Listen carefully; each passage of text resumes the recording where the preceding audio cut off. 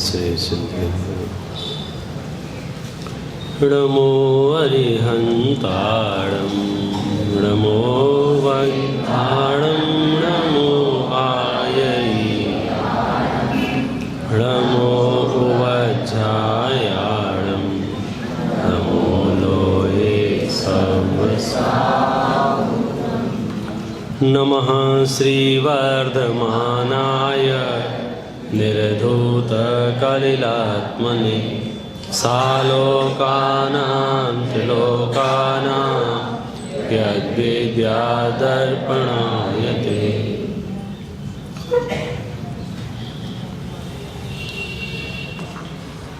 तीर्थंकर भगवंतों की देशना हम सबको सुनने, पढ़ने, समझने मिल रही है।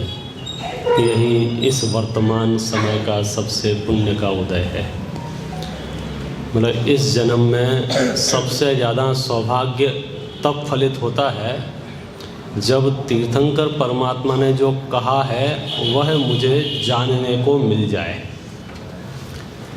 5 कल्याणकों में सबसे महत्वपूर्ण कल्याणक ज्ञान कल्याणक होता है। खासम खास जो सम्यक दर्शन में निमित्त कहा जाता है कि अब तीर्थंकर परमात्मा की वाणी घिरेगी और भव्य जीव उसे स्वीकार करेंगे और मोक्ष मार्ग की यात्रा प्रारंभ करेंगे। जब तीर्थंकर थे तब हम कहाँ थे, कैसे थे, हमें नहीं पता है। लेकिन आज भी हम तीर्थंकरों ने क्या कहा है ये जान सकते हैं कि नहीं जान सकते हैं? कैसे जान सकते हैं? कैसे जान सकते हैं? क्या उपाय है? जिन्होंने तीर्थंकर की वाणी सुनी थी उन्होंने नोट्स बना दिए थे, उन्होंने लिख दिया था। आचार्यों की अनुपम कृपा कि ये श्रुत लिखा गया, परवर्ती साधर्मियों की अनुपम कृपा कि ये श्रुत सुरक्षित रहा, और उन विद्वानों की अनुपम कृपा जिन्होंने मुझे मेरी भाषा में ये श्रुत उपलब्ध करा दिया। अन्यथा तो दूरियां इतनी बढ़ गईं कि जब मूल ग्रंथ लिखे गए प्राकृत संस्कृत में, हमारा जन्म जब हुआ तो हम ठीक से हिंदी भी नहीं समझ पा रहे हैं। ये तो कृपा है मेरे पूर्ववर्ती विद्वानों का, जिन्होंने सरल से सरल साहित्य, टीकाएँ, अनुवाद, भावार्थ, सार अलग अलग नामों से उपलब्ध करा दिया। हम कोशिश कर रहे हैं जानने की कि स्वाध्याय नाम का तत्व क्या है। स्वाध्याय के यहाँ 5 भेद बताए हैं। कौन बताएगा भैया? बोलो भैया, स्वाध्याय के 5 नाम बोलो। बोलो, देख के बोलो, कोई दिक्कत नहीं है। वाचना, प्रच्छना, अनुप्रेक्षा, आमनाय, धर्मोपदेश। बहुत बढ़िया, ये 5 नाम हैं। ये 5 ही स्वाध्याय के प्रकार हैं जिसकी चर्चा अपन ने कर ली है, और अपन वक्ता के गुणों की चर्चा कर रहे हैं। इसके बाद श्रोता के स्वरूप की चर्चा भी करेंगे।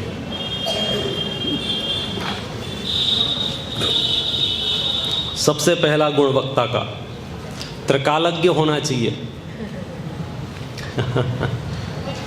आगे पीछे का जानकार होना चाहिए, उसे भविष्य दिखना चाहिए और उसे भूत दिखना चाहिए।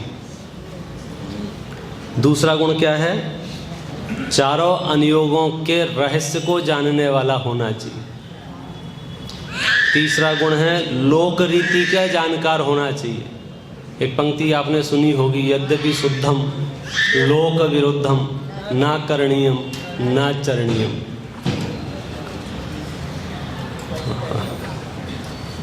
चौथा क्या है? लोभी नहीं होना चाहिए। पांचवा है वक्ता की बुद्धि तत्काल उत्तर देने वाली होना चाहिए। छठवा है वक्ता को मंद कषाई होना चाहिए। सातवां है वक्ता ऐसा होना चाहिए कि श्रोता प्रश्न पूछें उससे पहले ही उत्तर दे देना चाहिए उसे। होमवर्क इस स्तर का कि हमें पता है तुम क्या पूछोगे, हम पहले ही बता रहे हैं।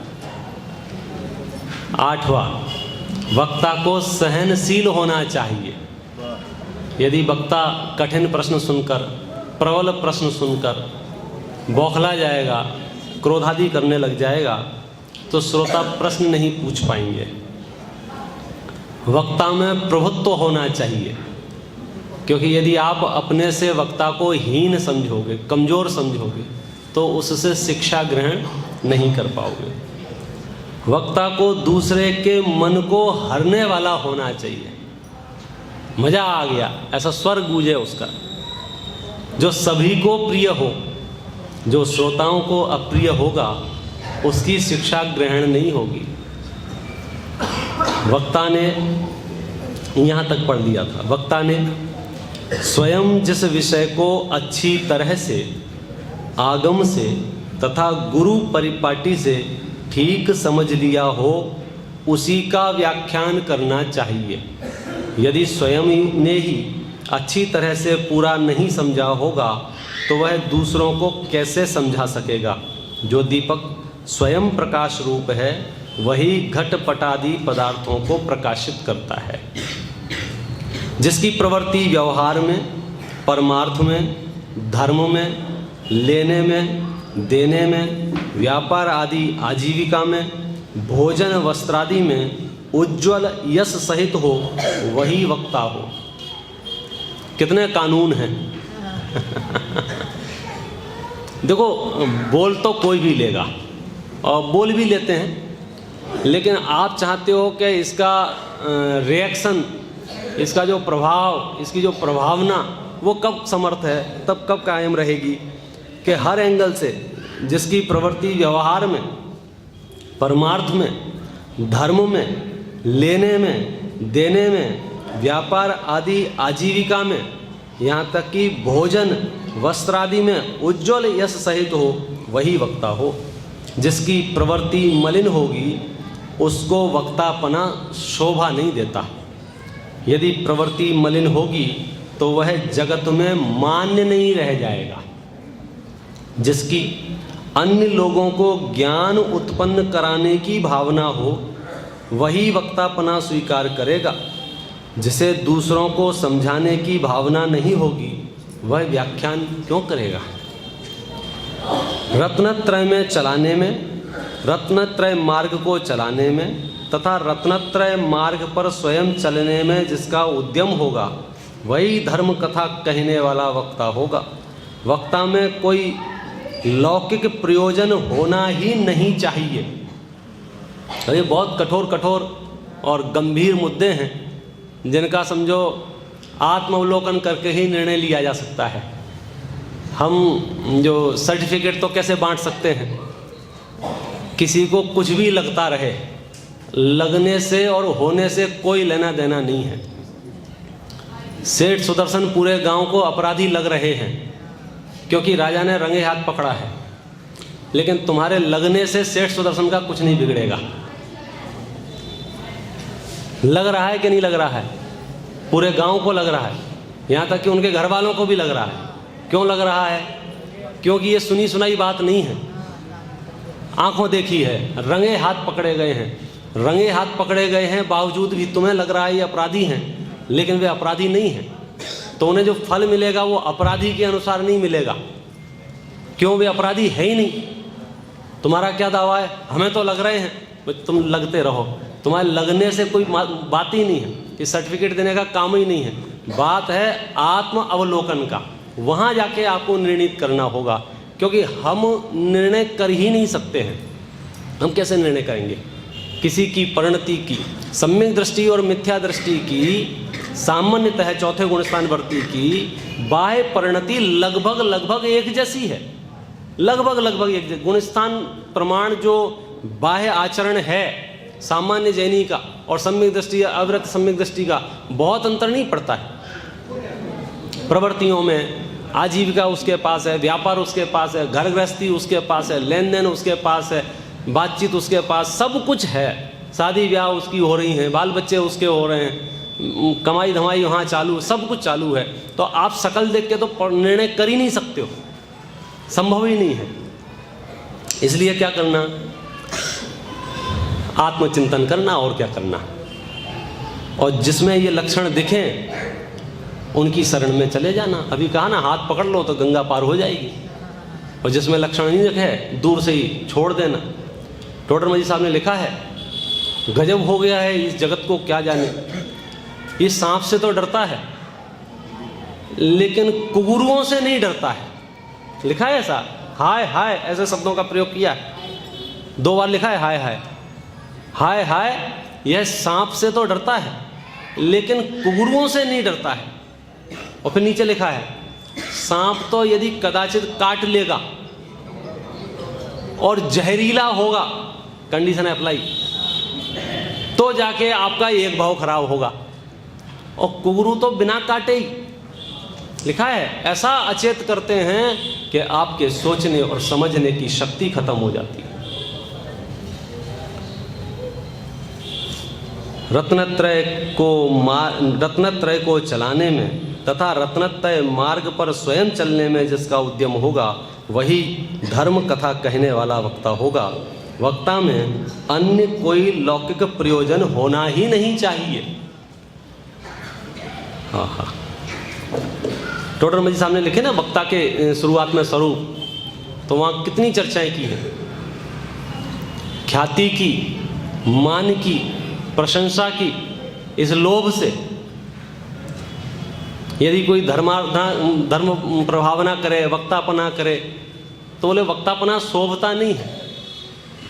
अब ये मुश्किल है कि इसमें पेचीदा वाक्य है, दादा बहुत सुनाते थे अपने प्रवचनों में, उनके कोई कालखंड के प्रवचन वो मिल भी जाएंगे, कि तुम तो ये बताओ तुम्हें कैसे पता चलेगा कि जो डॉक्टर हुकुमचंद भारिल हर किताब पे फोटो चिपका के परिचय छपा रहा है, ये अपना प्रचार कर रहा है या तत्व का प्रचार कर रहा है। ये लिखा, उनके उपलब्ध वीडियो हैं ये, क्योंकि जगह जगह जहाँ देखो वहाँ 4 लाइनें भी लिखी तो नाम, 4 लाइनें भी लिखी तो नाम, फिर फोटो, फिर पोस्टर, फिर बैनर। कैसे निर्णय करोगे बोलो? कितनी मान कसाई थी उनको। अच्छा, मैं आपको दूसरा एक रास्ता सुझाता हूँ।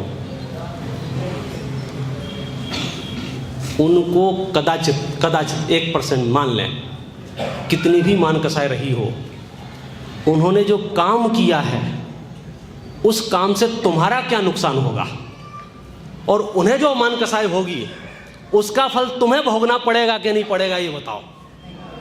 तो क्या समस्या है? मैं इसको यूं कहना चाहता हूं, कदाचित कोई मान के वशीभूत होकर भी प्रचार प्रसार कर रहा हो तो उसे करने दो ना, तुम्हारा क्या बिगड़ेगा। समझो कोई मान के वशीभूत, सब मान चाहिए मान चाहिए मान चाहिए, इसलिए वो प्रचार कर रहा है। उस मान से नरक किसको जाएगा, स्वर्ग किसका? जो कुछ भी होगा मान से नुकसान, उसके मान से तुम्हारा क्या नुकसान होगा, बोलो क्या समस्या है? क्योंकि ये कोई थर्मामीटर है नहीं किसी के पास, किस चीज का, सामने वाले के परिणामों को नापने का। तो हम क्या करें कि हम तो ये देखें कि हमें जो धर्म उपदेश सुनने को मिल रहा है, हमें जो तत्व सुनने को मिल रहा है, हमें जो जिनवाणी सुनने को मिल रही है, वो बात निर्दोष है या नहीं है,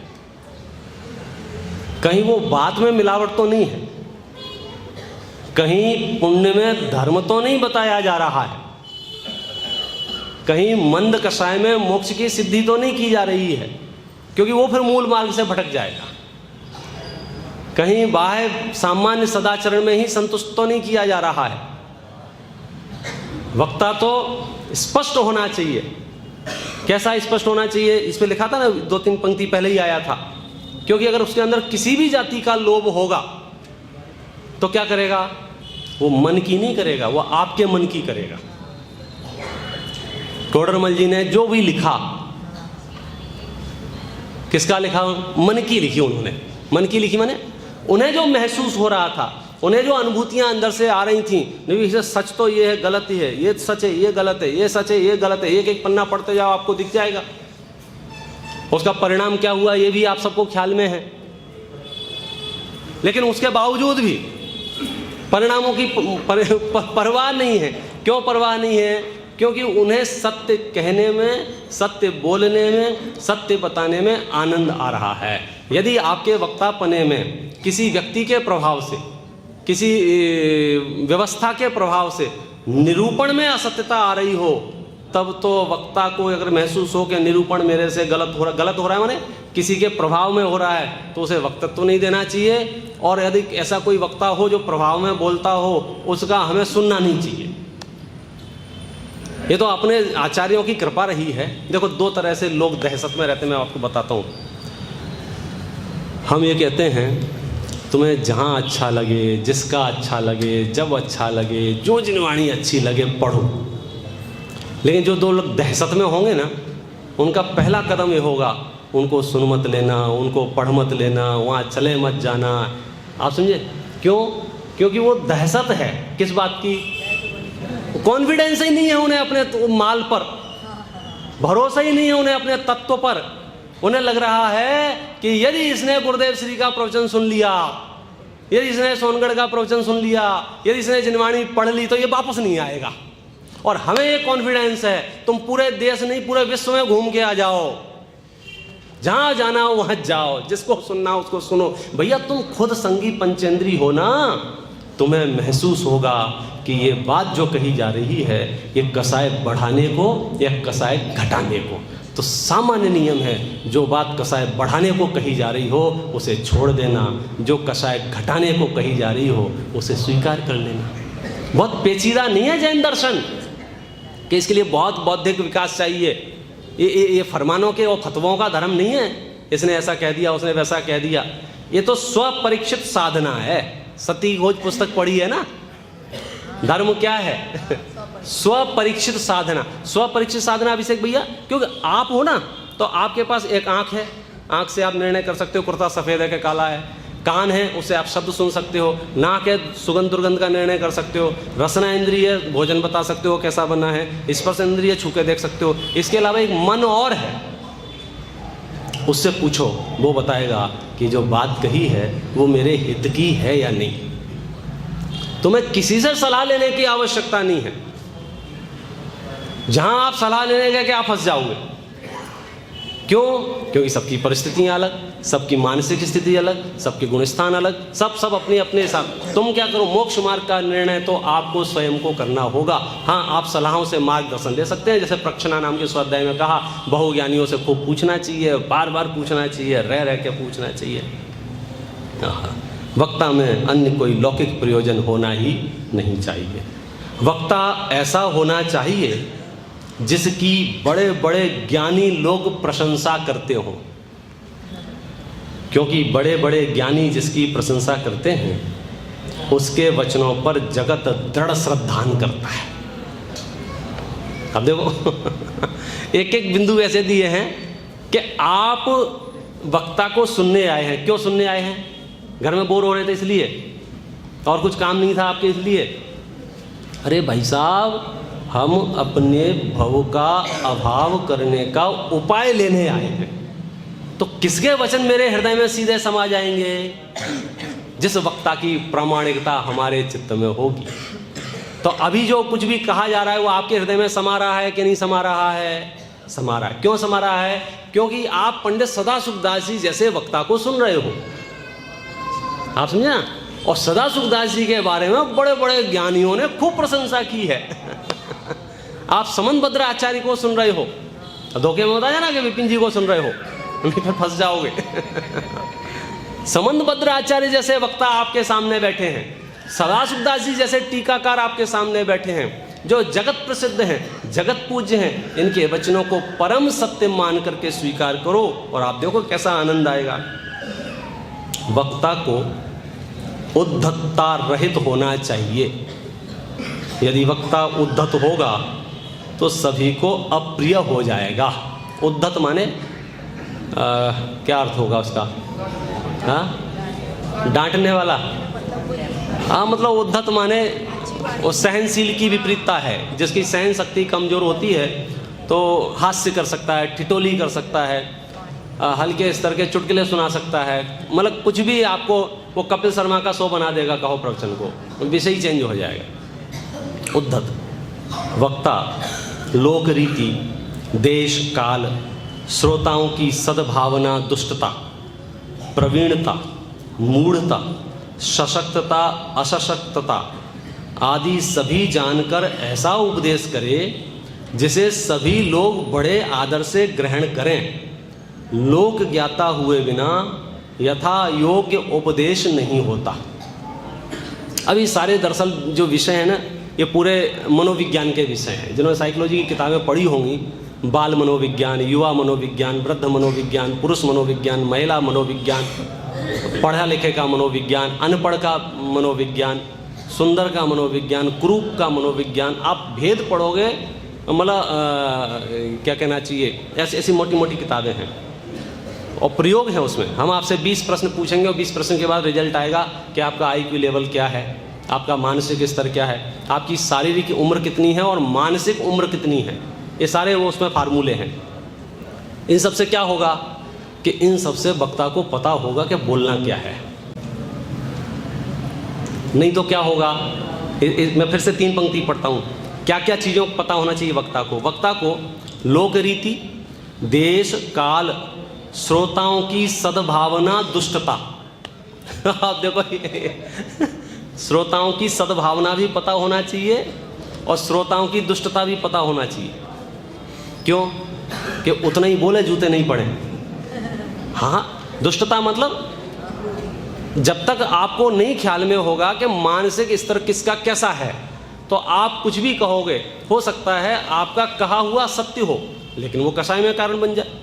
तो ऐसा भी तो निषेध कहा है, इसी ग्रंथ में लिखा ना, ऐसा सत्य भी क्यों कहना जिससे कषाय होती हो।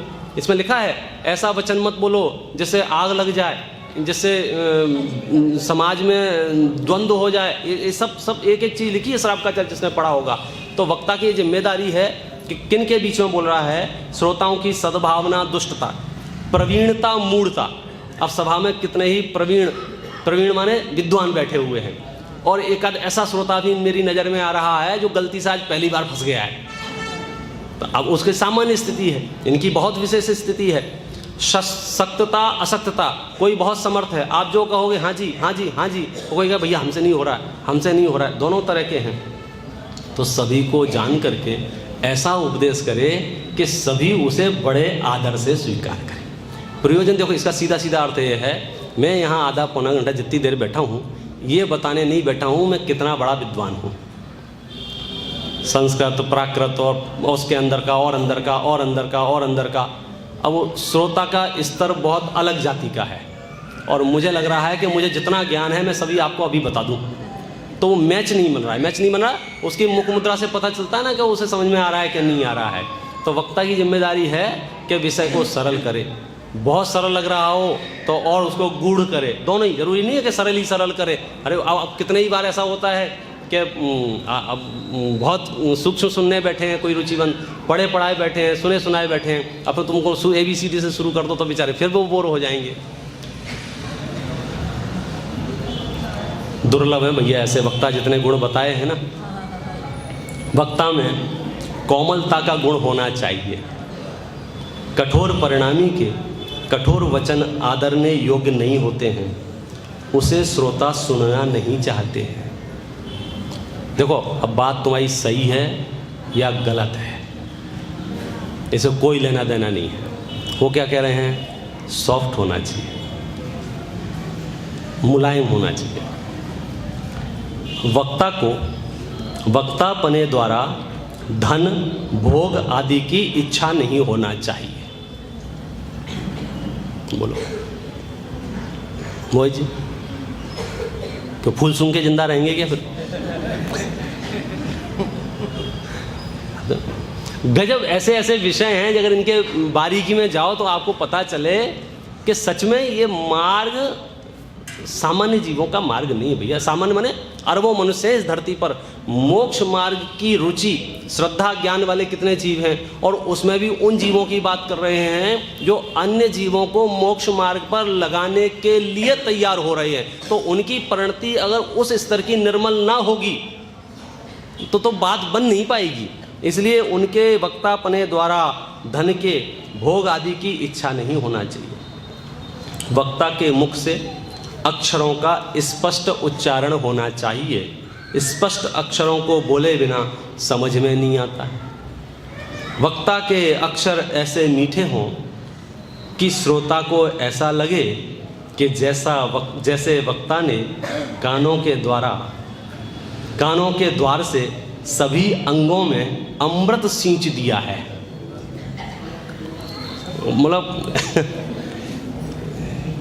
इतना सरस, इतना सरल। अब इनको बार बार पढ़ें तो अपन नहीं भी हो तो बनने की कोशिश करें। कर्कश वचन नहीं होना चाहिए, कठोर वचन नहीं होना चाहिए। इसमें लिखा है, इसमें पहले ये रे तेरे मूर्ख ऐसे वचन शब्द नहीं आना चाहिए। क्यों? क्योंकि बेचारे को पता नहीं है कब मैदान छोड़ दे। बड़ी मुश्किल से मतलब समझो इस दायरे में आया है, बाउंड्री में आया है, बड़ी मुश्किल से। ना जाने कितने जन्मों का पुण्य जला होगा तब जाके आप आज यहाँ बैठे हो।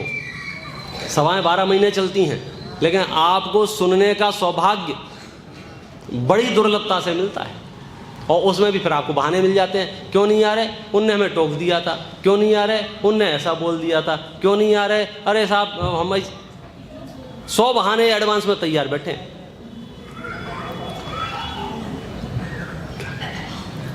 देखो, जो भी हो स्वरूप भी समझते जाना और अपने अंदर जो कुछ दोष हो उन्हें निकालते जाना। और परिस्थितियां कैसी भी हों, धर्म सुनने से वंचित नहीं रहना। क्योंकि धर्म सुनने से यदि आप वंचित रहोगे तो नुकसान आपका होगा। वो पुण्य पाप का गणित आपको समझ में नहीं आएगा। जैसे सुनने में, कहने में तो ऐसा होता है। अभी यहाँ 100, 200, 250 लोग बैठे हुए हैं और मैं प्रवचन कर रहा हूँ, बराबर है। तो फ़ोटो अगर जाएंगे बाज़ार में, हाँ साहब बहुत बढ़िया, अद्भुत, मज़ा आ गया। और योगानुयोग से मैं प्रवचन करूं और 4-6 लोग बैठे हों, फिर वो 4-6 लोग बैठे वाले फ़ोटो बाज़ार में जाएंगे तो बोलो क्या कहा जाएगा?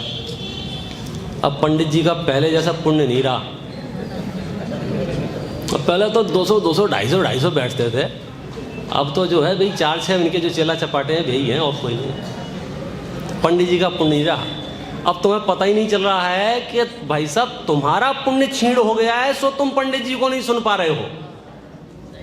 और तुमने अपना पुण्य छीणता माथे किसके मर दी?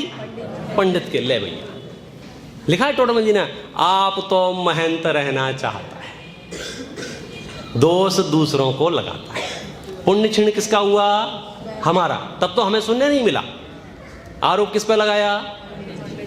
अब सोचो गुरुदेव श्री का कितना पाप का उदय होगा। कहीं 10, कहीं 20, कहीं 5, 7 इतने लोग सुन रहे हैं। अरे गुरुदेव श्री का नहीं, हमारे पाप का उदय है कि हम समय नहीं निकाल पा रहे हैं या नहीं निकल रहा है। मतलब अभागापन हमारा है। और तिलक किसके माथे किया? सामने वाले के। भाई ये अब यही अभागे हैं, कोई सुनता ही नहीं इनको। सुनो, हमें अगर जिनवाणी नहीं सुनने को मिल रही है, हमें अंतर मंथन करना चाहिए। मैं कहता हूं तुम्हें कोई एक नहीं पसंद आ रहा, उसे छोड़ दो, उसे फेंक दो, चूल्हे में जाने दो, दूसरा ढूंढ लो। दूसरा पसंद नहीं है, तीसरा ढूंढ लो। सुने बिना मत सो, मैं ये कहना चाह रहा हूं बस। क्योंकि सुने बिना सोएंगे तो ये परिपाटी, ये परंपरा, ये इसमें बड़ी क्या कहना जी, पता नहीं चलेगा कब पूरा ताजमहल भसक जाता है। और बूंद बूंद से महल बनता है और बूंद बूंद से भसक जाता है। वक्ता ऐसा हो जिसका स्वामित्व श्रोता जन समझते हो, अपना मानते हो। अब इन शब्दों की क्या व्याख्या करें? सदा सुखदास जी ने तो बड़ा सरल लिख दिया है, लेकिन करें क्या? अपने याद है, आप अपने कौन सा ग्रंथ चल रहा था? मूलाचार। तो मूलाचार ग्रंथ में एक प्रकरण आया था। हाँ याद है, ऐसे थोड़ी भूल जाते हैं। हाँ, मूलाचार में एक प्रकरण बहुत बढ़िया आया था। अब इसी उसमें लिखा था कि आदिनाथ भगवान ने जब उपदेश दिया था ना, तो बहुत विस्तार से उपदेश दिया था अनिल पंडित जी। और बाकी के जो बीच के तीर्थंकर हैं ना, कितने? 22, उन्होंने बहुत संक्षेप में उपदेश दिया था। फिर भगवान महावीर का जब समोसरण लगा चाचा, तो फिर उन्होंने फिर विस्तार से उपदेश दिया। तो ऐसा प्रश्न पूछा, ऐसा क्यों? बोलो, किसी को याद हो तो बताओ, हम इनाम देंगे, जेब में रख के लाए। हाँ बोलो भैया, प्रश्न का उत्तर बताओ, हम इनाम तत्काल इनाम देंगे। याद कर लो, 2 मिनट देता हूँ आपको। आदिनाथ भगवान का उपदेश खूब विस्तार से हुआ, खूब फुल, और भगवान महावीर का खूब विस्तार से हुआ, और बाकी के 22 तीर्थंकर ने बहुत संक्षेप से बात कही। ये मूलाचार ग्रंथ में अपने उस समय पढ़ा था। बताओ। शुरू में बताया था तो आगे तक वो चलता रहा, आते आते भूल गए तो उन्होंने बाद में फिर से बताया विस्तार। आपके पास 30 सेकंड और कोई लाइफ लाइन नहीं है। हाँ देखो, चाचा को याद है। पकड़ लिया, चाचा को याद है। शुरुआत में जो श्रोता थे वे बड़े सरल थे, लेकिन भोले थे, नासमझ थे, अज्ञानी थे। क्यों? क्योंकि भोग भूमि से आए थे। मतलब पानी पीने के लिए वो उठना नहीं पड़ रहा था। कुछ भी खाना है तो ये कल्प वृक्ष की तरफ मुंह किया, अंगूर। मतलब सारा कार्यक्रम उनका बहुत सुपर वीआईपी पैटर्न से चल रहा था, तो वो बुद्धि लगाने के मूड में ही नहीं थे। बुद्धि किसे लगानी पड़ रही है? आज भी जो बच्चे रईसी में पल रहे हैं और जो बच्चे सामान्य जिंदगी में पल रहे हैं, आप इनके बुद्धि लगाने के स्तर जब आप देखोगे ना, कितना फर्क पड़ जाएगा। मेरे साथ में जिन जिन के 90% आते थे, और जो खूब ठाठ बाट कार से आते थे, कार से जाते थे, अपन साइकिल से जाते थे, सप्लीमेंट्री से पास हुए, तो दिमाग अपन को लगाना पड़ता है क्या होगा। वो तो निश्चिंत बैठा है, क्योंकि उसे पता है जो कुछ नहीं होने वाला। तो शुरुआत में जो जीव थे वे जड़ बुद्धि थे, ऐसा लिखा है, जड़ बुद्धि थे। तो विस्तार से समझाना पड़ा। सरल थे, सीधे थे, लेकिन जड़ बुद्धि थे। बाद में वो ट्रेनिंग हो गई, सही चलता रहा। भगवान महावीर को फिर विस्तार से समझाना पड़ा, क्योंकि ये जड़ बुद्धि तो नहीं रहे, खूब विकास हो गया। मतलब धीरे धीरे अब तो हवाई जहाज तक आ गए, तो खूब विकास हो गया। लेकिन कुटिल परिणामी, क्या लिखा है वहाँ? कुटिल परिणामी, प्रबुद्ध है। मतलब क्षयोपम ज्ञान अल्पज्ञ नहीं है, मतलब ऐसा जड़ बुद्धि नहीं है, उन्हें सब समझता है, लेकिन समझने के बावजूद भी कुटिलता है। तो कुटिलता क्या करती है कि समझते हुए भी नहीं समझता है। भाई अंदर में कोई भिन्न परिणाम लेके बैठा हो, जैसे वो पहले आपने सुना होगा विद्वानों से, 2 चींटियों का उदाहरण, मुंह में नमक की डली रख के बैठा हो, तब वो जो कुछ भी सुनेगा वो कैसे सुनेगा? वो कुटिल परिणाम से सहित सुनेगा, तो उसे सुनना नहीं सुनना एक बराबर हो जाएगा। तो अभी हमारे साथ परेशानी ये है, अब तो भगवान महावीर और 2500 साल आगे बढ़ गए, तो ये परिणामों की कुटिलता घट नहीं रही है, कालक्रम से बढ़ रही है, और बढ़ेगी, और कम नहीं होगी, और बढ़ेगी। छठे काल तक तो क्या होगा भगवान जाने। तो इसलिए अब तो हमें, जो पहले हमें एक प्रवचन सुनने से काम हो जाता था, अब आपको 4 सुनने पड़ेंगे। मैं तो ये कह रहा हूँ, जैसे आपको याद हो, पहले आपको बुखार आता था 3 दिन में चला जाता था, अब 8 दिन से पहले नहीं जा रहा है। अब आपको डबल दवाई खानी पड़ रही है। हाँ, तो भाई जीवन शैली ऐसी है ना, हम इतने डाइवर्ट हो चुके हैं कि 1 घंटे के प्रवचन में भी 8 बार हम देख लेंगे क्या है चल रहा है देश में। जिसका जो विषय हो, जिसका जैसा हो, नहीं हो तो इशारे, मतलब कुछ कहीं ना कहीं इतने। और जो 1-1 घंटे के प्रवचन सुनने के आदी थे, वो पौना घंटा हुआ, पौने के आधे पे आए, आधे के 5 मिनट पे आए, अब 1 मिनट की रील चल रही है। मतलब इससे क्या हो रहा है कि हमारे सोचने समझने की क्षमता 30 सेकंड के ऊपर है ही नहीं, और पूरी दुनिया में उसे सबसे ज़्यादा पसंद किया जा रहा है। और ये बुद्धि के घटने का सबसे बड़ा प्रमाण है कि आप 30 सेकंड, अच्छा 30 सेकंड में 300 रील देखने के 2 दिन बाद मैं पूछूंगा परसों कौन सी 300 देखी थी, 3 नहीं बता पाओगे तुम। और देखते समय ऐसा लगेगा मेरे पास 3 लोग का ज्ञान आ रहा है, हैक, ये वाला हैक और वो वाला तरीका, ऐसा लगेगा सब सीख रहा हूं मैं। इसलिए थोड़े से दिमाग को ठंडा रख के आपको श्रुत अभ्यास की ओर अपना मुख मोड़ना होगा। सिद्ध चक्र मंडल विधान जैसा पावन प्रसंग है, आपको संकल्प लेना होगा स्वाध्याय का। और ये समझो नागपुर का कोई ऐसा संयोग रहा है, मैं जब से आया हूँ तब से, तो बाकी देश में क्या हो रहा है मुझे नहीं पता, यहाँ पंडितों की कमी नहीं है। ऐसे वक्ता पने के अनेक गुणों से युक्त हो, वही धर्म कथा का वक्ता होता है। एक पंक्ति छूट गई, सम्यक दर्शन, ज्ञान, चारित्र, वात्सल्य आदि अनेक गुणों का निधान हो। कुल मिला के सीधे शब्दों में कहूँ, स्वयं धर्मात्मा हो तो अन्य को धर्मात्मा बनाने की बात कहने में आनंद आए। ऐसे वक्ता पने के अनेक गुणों से युक्त जो हो वही धर्म कथा का वक्ता होता है। ऐसे गुणों के धारक वक्ता का उपदेश कोई महान पुण्यवान लोगों को मिलता है। सम्यक देशना लब्धि का प्राप्त होना अनंत काल में भी दुर्लभ है। और ये हम बता सकते हैं आपको दुर्लभता किस स्तर की दुर्लभता है। कल नहीं परसों शुरुआत में बात की थी अपन ने, ये कितने 7-8 अरब मनुष्यों में से जिनवाणी शब्द ही कितनों के पास है, और जिनके पास जिनवाणी शब्द है वे अपने जीवन में देखेंगे पढ़ा कितना है। मैं एक एक के हाथ नहीं उठवाऊंगा, आप याद करो आपने कितने ग्रंथ पढ़े हैं, आद्योपान कितने पढ़े हैं, नोट्स कितने बनाए हैं, सार कितनों का समझा है, और समझ के फिर परिणति को निर्मल करने का कितना प्रयास किया है। क्योंकि काल चक्र यथावत चल रहा है। यहाँ आयु पूरी हुई आपकी अगली गति, यहाँ आयु पूरी हुई आपकी अगली गति। कोई वहाँ इंटरव्यू लेने वाला नहीं है तुमने क्या किया क्या नहीं किया, वो सारा का सारा गाड़ी आगे बढ़ती जाएगी। इसलिए हमें सुनना ही चाहिए। और अब यहाँ से श्रोता का स्वरूप प्रारंभ हो रहा है। वक्ता तो हमने जान लिया कैसे होना चाहिए श्रोताओं के बारे में भी चर्चा इसमें चलेगी। बहुत प्यारी चर्चा है। ये सारी चर्चाएं अपने मन को निर्मल करने के लिए हैं, अपने मन को इस बात के लिए तैयार करने के लिए हैं कि कम से कम इतने बड़े शहर में जो सभाएं चलें, अपनी स्वाध्याय की सभा चलें, ऐसी सभाएं चलें कि दूसरे गांव से कोई आए तो प्रेरणा लेके जाए, यार भाई साहब सभा तो वहाँ की देखो गजब हो गया। जैसे आप बोलते रहो जबलपुर हमारा जबलपुर, तो आप कब तक हमारा जबलपुर करोगे, हमारा नागपुर करो। भाई ब्याह हो गया, बच्चे हो गए, बच्चों के बच्चे हो गए, तो भी जब मिलें तो हमारा जबलपुर। अरे और कठिन कुछ नहीं है, कठिन कुछ नहीं है। आप देखो मतलब अभी समझो शाम की अपनी सभा बीच में तो बंद हो गई थी काफ़ी दिनों से, अभी तो शाम की सभा शुरू हो गई है ना।